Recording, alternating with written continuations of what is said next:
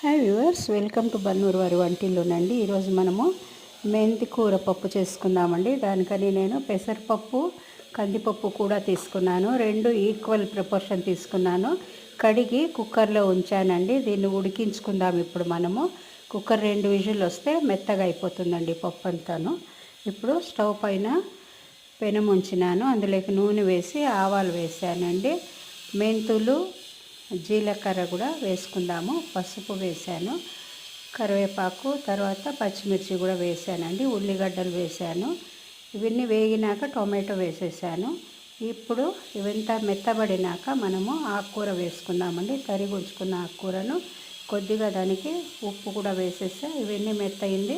తర్వాత ఇప్పుడు మనము కారపొడి, తర్వాత ధనియాల పొడి, చింతపండు రసం అన్నీ వేసి ఉడికించుకున్న పప్పు ఇందులోకి వేసేసానండి. అది ఉడికిపోయింది. ఇప్పుడు చూడండి గిన్నెలోకి వేసేసాను.